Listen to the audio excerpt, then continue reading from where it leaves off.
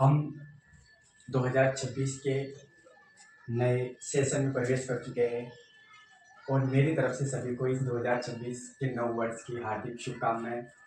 आपका ये पूरा साल मंगलमय हो और आप खूब पढ़े मन लगाकर और खूब अंक अर्जित करें। इसी शुभकामनाओं के साथ आज हम आपके लिए नया जो हमारी पाठ्य पुस्तक का जो नया टॉपिक है वो लेके आए हैं आपके एग्जाम से संबंधित। तो विद्यार्थियों ने कभी पढ़ा ही नहीं, ठीक ना, हमें हमारे गुरुजियों ने कभी पढ़ाया और ना कभी हमने पढ़ा, इसलिए तो अटपठित नाम है, ना तो ये पद्य ना गद्य। अब गद्य में तो चलो ठीक है हम कर भी लेते हैं, पर पद्य में जब तक हमें अनुवाद ना आए, भावार्थ ना आए उस पद्य का, तब तक विद्यार्थियों करना थोड़ा मुश्किल रहता है।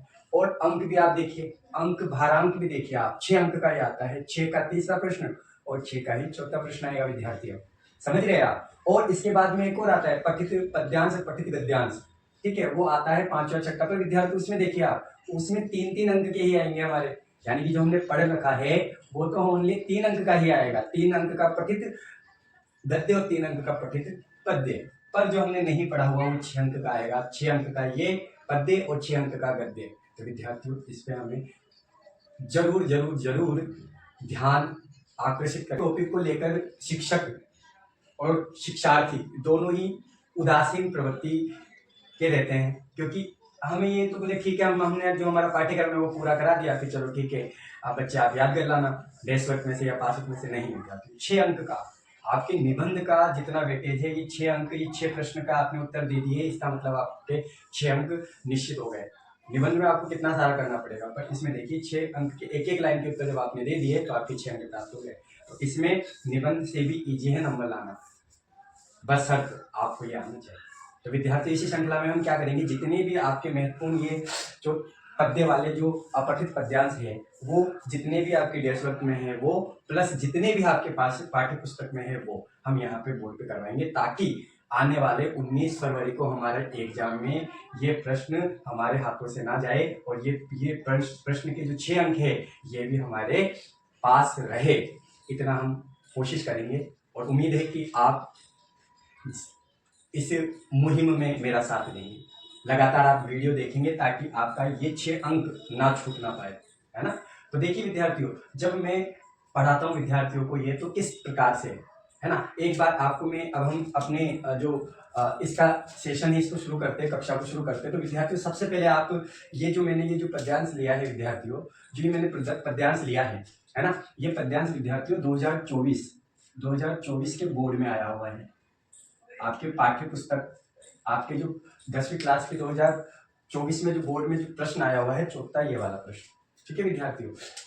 अब आप इसको ना पढ़े, पहले मेरी सलाह ये रहेगी आप लोगों को विद्यार्थियों कि आप सबसे पहले इसके ऊपर ना जाए, आप पहले ये पढ़े, ठीक। एक बार आप पढ़े फिर मैं आपको बताऊंगा कि मैंने ऐसा क्यों कहा। आप पढ़े कि प्रस्तुत पद्यांश का उचित शीर्षक लिखिए, ठीक है। क्या बोल रहा है, प्रस्तुत पद्यांश का उचित शीर्षक लिखिए। दूसरा बोल रहा है आदमी के मग में कौन नहीं टिक सकता, है ना।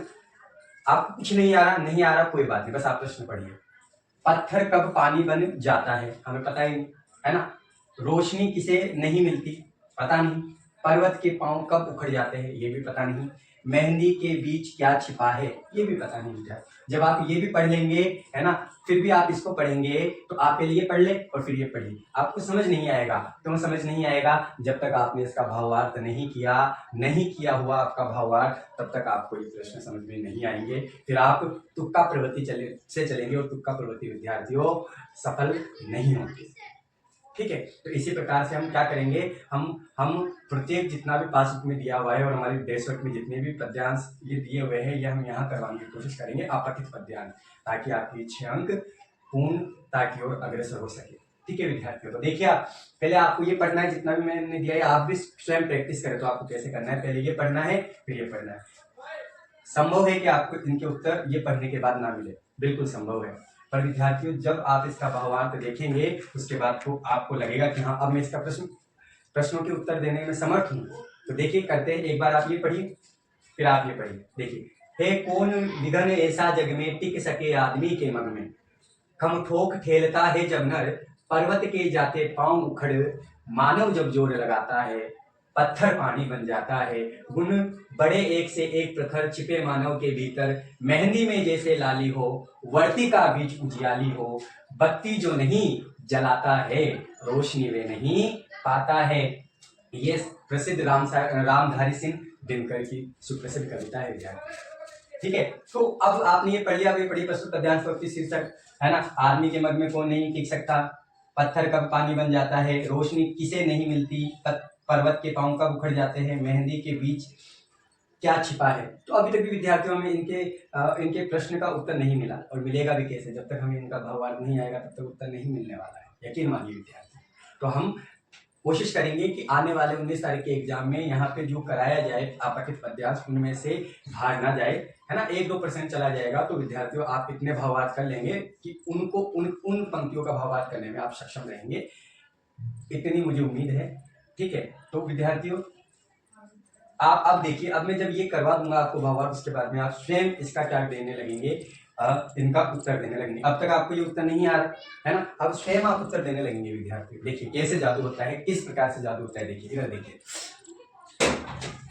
देखिए विद्यार्थी, हे कौन विघ्न ऐसा जग में, विघ्न मतलब होता है मुश्किलें, समस्या। ठीक है विद्यार्थियों, टिक सके आदमी के मग में, मग मतलब होता है विद्यार्थियों, जो मग है, इस मग का अर्थ है विद्यार्थियों, मग का मतलब है रास्ता या मार्ग में। ठीक है, खम ठोक ठेलता है जब नर, खम का मतलब होता है दम लगाना, है ना, या हिम्मत दिखाना विद्यार्थी, दम लगाना या हिम्मत दिखाना या हौसला दिखाना। ठीक है, ठोक ठेलता है जब नर, पर्वत के जाते पांव उखड़।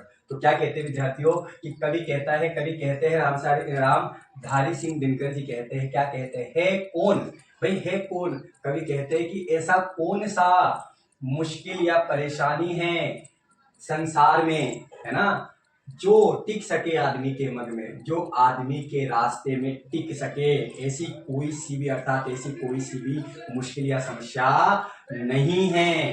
कब नहीं है विद्यार्थियों, देखिए आगे देखिए, कब नहीं है, कब नहीं है, अब आगे बता रहे कब नहीं है। खम ठोक ठेलता है जब नर, यानी कि जब जो मनुष्य है वो दम लगाता है ना, उस परेशानी को, उस मुसीबत से पार पाने के लिए जब दम लगाता है, आपको कोई सवाल नहीं आ रहा है ना, आप बार बार प्रयास करते हैं, आपकी वो मुश्किलें समस्याएं, पर आप बार बार प्रयास कर रहे हैं दम से, हौसलों से, है ना, तो वो एक दिन वो परेशानी भी क्या हो जाएगी, दूर हो जाएगी ना। तो इसी प्रकार से कहा गया है कि जब मनुष्य जोर लगाता है, जब जोर लगाता है, पर्वत के जाते पांव उखड़। तो भैया पर्वत के समान समस्या भी हमें रास्ता दे देती है, यानी कि पर्वत के समान जो समस्या अगर हो तो वो पर्वत के समान मुसीबतें भी हमें क्या दे देती है, रास्ता दे देती है। मानव जब जोर लगाता है, यानी कि जब मानव जोर लगाता है, हिम्मत रखता है, हिम्मत से आगे बढ़ता है ना, तो पत्थर पानी बन जाता है। तो पत्थर जैसी कठोर वस्तु भी, है ना, एकदम नरम होकर पीछे हट जाती है और इंसान क्या करता है, आगे बढ़ जाता है। आगे देखिए, गुण बड़े एक से एक प्रखर मतलब विद्यार्थी होता है तेज, पर यहाँ प्रखर मतलब होता है अद्भुत। तो मनुष्य में एक से बढ़कर एक अद्भुत गुण है। ठीक है, कभी क्या कहते हैं कि मनुष्य में एक से बढ़कर एक अद्भुत गुण है। छिपे मानव के भीतर, वो कहाँ पर है, वो मानव के अंदर ही छिपे हुए हैं, हमारे और आपके अंदर ही छिपे हुए हैं, है ना विद्यार्थी, हम सभी के भीतर, वो भीतर यानी अंदर छिपे हुए हैं। मेहंदी में जैसे लाली हो, वर्तिका बीच उजियाली हो, मेहंदी में जैसे लाली हो, है ना, मेहंदी में जैसे लाली का मतलब होता है भीतर है, जिस प्रकार विद्यार्थियों मेहंदी में जैसे लाली, यानी कि मेहंदी के पत्तों में, है ना, मेहंदी के पत्तों में लाल रंग छिपा हुआ होता है ना, जब आप लगाते हैं मेहंदी लाके लगाते हैं तो उसके अंदर से लाल रंग निकलता है, तो उसके अंदर का गुण है वो लाल होना, है ना। वैसे ही हमारे भीतर भी अद्भुत गुण छिपे हुए हैं, ऐसा कहना चाहते हैं ये कवि। ठीक, और वर्तिका बीच उजियाली हो, और वर्ती का मतलब होता है विद्यार्थियों दीपक की बाती, वर्ती का मतलब क्या होता है, दीपक की बाती, कि दीपक की बाती के बीच जैसे उजियाली हो, जैसे रोशनी छिपी हुई होती है मेहंदी के पत्तों के अंदर लाल रंग जैसे छिपा हुआ होता है विद्यार्थियों, वैसे ही हमारे सबके अंदर एक से एक बढ़कर अद्भुत गुण छिपे हुए हैं। समझ में आया? आगे देखिए, बत्ती जो नहीं जलाता है, देखिए विद्यार्थियों गुण हमारे अंदर बहुत सारे छिपे हुए हैं, पर भैया उन गुणों को बाहर तो निकालना पड़ेगा ना, कार्य करके, समझ में आया? कार्य करेंगे तो ही तो एक एक लोहे से चीनी बनाई जा सकती है, हथौड़ा बनाया जा सकता है, पर उसमें गुण है हथौड़ा बनने का, चीनी बनने का, है ना, औजार बनने का। पर भैया उसको जब तक औजार नहीं बनाया जाएगा तब तक वो नहीं बनेगा, लोहे का लोहे रहेगा ना। उसी प्रकार से आगे क्या कहते हैं कविवर कि आपके अंदर गुण तो है, पर बत्ती जो नहीं जलाता है, जो इन गुणों को नहीं परखता है और उन गुणों को नहीं देखता है ना, उन गुणों के अनुसार नहीं चलता है, उन गुणों को बाहर नहीं निकालता है, रोशनी नहीं ले पाता है, तो वे कभी भी सफलता और ज्ञान को अर्जित नहीं कर सकता।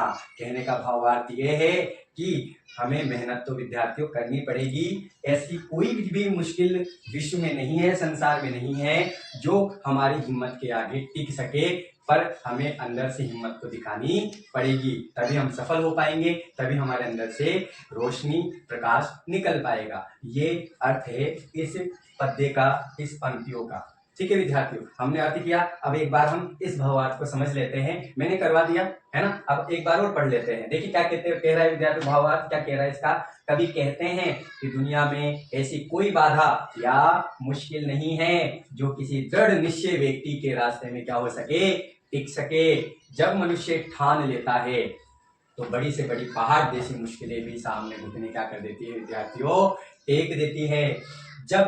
जब मनुष्य अपना पूरा जोर लगाता है तो असंभव लगने वाला काम भी संभव हो जाता है। पत्थर जैसी कठोर चीज भी पानी की तरह नरम होकर रास्ता दे देती है। मनुष्य के भीतर एक से बढ़कर एक अद्भुत गुण और क्षमताएं छिपी हुई है। ये गुण वैसे ही है जैसे मेहंदी के पत्तों में लाल रंग और दीपक की बाती के बीच रोशनी छिपी हुई होती है। लेकिन जो व्यक्ति इन छिपे हुए गुणों को बाहर निकालना या उनका उपयोग करने का प्रयास नहीं करता विद्यार्थियों, वह कभी भी सफलता और ज्ञान की रोशनी नहीं प्राप्त कर सकता। समझ में आया? तो इस प्रकार से हमने ये देखा, भावार्थ देखा। अब विद्यार्थियों आप देखिए, अब आप देखिए कि हमने ये कर लिया, भावार्थ हमें समझ में आ गया, है ना। अब हम इन प्रश्नों का उत्तर देने की कोशिश करते हैं। देखिए, प्रस्तुत पद्यांश का उचित शीर्षक लिखिए। तो विद्यार्थियों आपको क्या समझ में आया कि मानव या मनुष्य के बारे में बताया जा रहा है कि मनुष्य जब जोर लगाएगा तभी सफलता हासिल हो पाएगी, और कोई भी ऐसी मुश्किल नहीं है जो मनुष्य के सामने टिक पाएगा, है ना। तो इसको कह सकते हैं, इसका मनुष्य आ रहा है तो हम कह सकते हैं कि मनुष्य है ना, और मनुष्य जब ये करेगा वो करेगा, है ना, ऐसा आ रहा है तो मनुष्य का परिश्रम कह सकते हैं या मनुष्य का पुरुषार्थ कह सकते हैं। तो मनुष्य का पुरुषार्थ, ठीक है, ये इसका शीर्षक हो जाएगा, ये पहले का। या मनुष्य का परिश्रम भी कर सकते हैं, है ना, वो परिश्रम करेगा जब ऐसी चीजें होगी। आगे देखिए विद्यार्थियों, आदमी के मग में कौन नहीं टिक सकता। अब आदमी के मग में कौन नहीं टिक सकता बताइए। बोले गुरुजी आपने बताया था कि आदमी के मग, यानी कि मग मतलब रास्ता, तो आदमी के रास्ते के बीच कोई भी बड़ी से बड़ी मुश्किल और परेशानी नहीं टिक सकती। तो आ गया कि आदमी के मग में या रास्ते में कोई भी बड़ी से बड़ी मुश्किलें नहीं टिक सकती। अब आगे देखिए, इसका भी आगे देखो, 1 और 1 2 अंक आपको प्राप्त हो गए। अब आगे देखिए, पत्थर कब पानी बन जाता है। अब देखिए, मैंने भावार्थ में बताया था कि पत्थर कब पानी बन जाता है। जब पत्थर का पानी बन जाता है, जब आदमी क्या करता है विद्यार्थियों, मानव जब जोर लगाता है, यानी कि मानव जब अपनी ओर से भरपूर मेहनत करता है, प्रयास करता है, तो पत्थर जैसे कठिन मुश्किल रास्ते भी उसको क्या दे देते हैं, रास्ता दे देते हैं, यानी कि पानी बन जाते हैं। चलो विद्यार्थी, इसका भी हो गया, 3 अंक आ गए। रोशनी किसे नहीं मिलती, हमने पढ़ा था यहाँ, रोशनी नहीं मिल पाता है, बत्ती जो नहीं जलाता, यानी कि जो मुश्किलों से लड़ने का प्रयास ही नहीं करता, है ना, वो कभी भी सफल नहीं हो पाता, यानी कि वे मुश्किलों में ही अटका रह जाता है। यानी कि कौन रोशनी किसे नहीं मिलती, जो कभी भी मुश्किलों से लड़ने का प्रयास नहीं करता, अपने गुणों को पहचानने का प्रयास नहीं करता, उसे रोशनी कभी नहीं मिलती। ठीक है विद्यार्थी, आगे देखिए, पर्वत के पांव कब उखड़ जाते हैं, पर्वत के पांव कब उखड़ जाते हैं, हम ठोक ठेलता जब नर पर्वत के जाते पांव उखड़, यानी कि जब मनुष्य दम लगाकर हौसलों के साथ आगे बढ़ता है तो पत्थर के भी क्या पांव उखड़ जाते हैं, अर्थात पत्थर भी क्या कर देता है, पत्थर समान पर्वत भी हमें क्या दे देता है विद्यार्थियों, रास्ता दे देता है। इसका ये बताइए कहाँ मुश्किल है। आगे देखिए, मेहंदी के बीच क्या छिपा है, हमने कहा था ना, मेहंदी में जैसे लाली हो, यानी कि मेहंदी में जिस प्रकार से लाल रंग छिपा हुआ रहता है, तो यहाँ पे क्या आ जाएगा विद्यार्थी, मेहंदी में क्या छिपा है, लाल रंग है। जिस प्रकार मनुष्य में अद्भुत गुण छिपे रहते हैं, उसी प्रकार जिस प्रकार मेहंदी में लाल रंग छिपा होता है, उसी प्रकार मनुष्य में भी अद्भुत गुण छिपे हुए होते हैं। समझ में आया? तो मेहंदी में क्या छिपा है विद्यार्थियों? तो मेहंदी में यहाँ पे हो जाएगा, मेहंदी के बीच क्या छिपा है? मेहंदी के बीच लाल रंग छिपा हुआ है। बताइए कहाँ दिक्कत है? आपने इसका भी दे दिया, इसका भी दे दिया, इसका भी दे दिया, इसका भी दे दिया, इसका भी दे दिया। अब जब आप ये भावार्थ कर लेंगे, इसके बाद में आप देखेंगे कि जो प्रश्न है वो प्रश्न आपके सारे हो रहे हैं। अब बताइए। तो विद्यार्थियों, इसी तरीके से हम जितने भी हमारे डेस्क वर्क में अपठित पद्यांश है और जितने भी हमारे पासबुक में अपठित पद्यांश है वो हम बोर्ड पे करवाएंगे, यहाँ पे व्हाइट बोर्ड पे। और हम कोशिश करेंगे कि जो अगला पद्यांश है वो हमारे इन पद्यांशों में से हो, है ना। और अगर 1-2% प्रतिशत नहीं भी होता विद्यार्थियों, तो इसमें कोई घबराने की बात नहीं है। हम इतना अनुवाद कर लेंगे, इतना भावार्थ कर लेंगे 25-20-30 का, कि हम उन लाइनों का अनुवाद करने या भावार्थ करने में सक्षम रहेंगे, है ना। उसके बाद में आप उत्तर दे सकते हैं। तो विद्यार्थियों, इसी श्रृंखला में हम क्या करेंगे, इसी श्रृंखला में हम आगे कक्षाएं लेके आएंगे, ठीक है। इसी श्रृंखला में हम आगे बढ़ाएंगे, डेली ये श्रृंखला जो है इसको आगे बढ़ाएंगे। तो विद्यार्थियों, आपको इस प्रकार से प्रयास करना है। आपने देखा किस प्रकार से जादू हुआ, और ये इसका भावार्थ जब आपने पहले ये पढ़ के ये पढ़ा तो आपको उत्तर देने में काफ़ी परेशानी आई, आप उत्तर नहीं खोज पा रहे थे। और जैसे ही आपने इसका भावार्थ किया, ये उत्तर आपके समक्ष आ गए स्वयं, है ना। जैसे आपने प्रश्न पढ़ा, उत्तर स्वयं समक्ष आ गए कि हमें उत्तर, है ना, इस प्रकार से। तो विद्यार्थियों, 6 अंक बहुत आसान है और बहुत मुश्किल है। बस हमें आसान बनाना है कि मुश्किल बनाना है, तो ये हमारे ऊपर है विद्यार्थियों। हम मेहनत करेंगे तो हमारे लिए आसान रहेगा, और हम मेहनत नहीं करेंगे तो ये जो आसान प्रश्न है जो लाया जा सकता था 6 अंक, वो हमारे लिए मुश्किल।